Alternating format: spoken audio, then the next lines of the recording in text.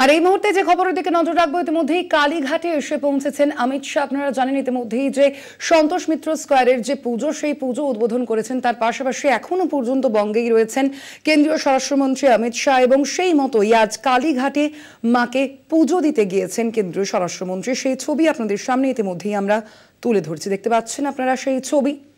কেন্দ্রীয় স্বরাষ্ট্রমন্ত্রী অমিত শাহ তিনি এই মুহূর্তে বঙ্গেই রয়েছেন, বঙ্গ সফরে এসেছেন। কেন্দ্রীয় স্বরাষ্ট্রমন্ত্রী অমিত শাহ মূলত যে সন্তোষ মিত্র স্কোয়ারের পুজো উদ্বোধন করতে এসেছিলেন কেন্দ্রীয় স্বরাষ্ট্রমন্ত্রী অমিত শাহ, এবং এই মুহূর্তের যে ছবি আপনারা দেখতে পাচ্ছেন, কেন্দ্রীয় স্বরাষ্ট্রমন্ত্রী অমিত শাহ তিনি এই মুহূর্তে কালীঘাটে গিয়েছেন। দেখতে পাচ্ছেন সেই ছবি। আজ কলকাতা ও বিধাননগরে দুর্গাপুজো উদ্বোধন করবেন কেন্দ্রীয় স্বরাষ্ট্রমন্ত্রী অমিত শাহ, এবং তার পাশাপাশি এই কালীঘাট মন্দিরে পুজো দেবার কর্মসূচিও রয়েছিল তার। ইতিমধ্যেই কালীঘাট মন্দিরে তিনি পৌঁছে গিয়েছেন। আজ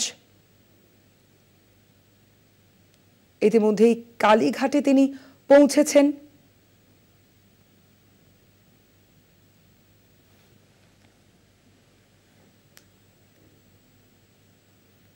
কালীঘাট মন্দিরে পৌঁছেছেন কেন্দ্রীয় স্বরাষ্ট্রমন্ত্রী অমিত শাহ, এবং পুজো দিয়েই সরাসরি রওনা দেবেন বিধাননগরের উদ্দেশ্যে, এমনটাই জানা যাচ্ছে।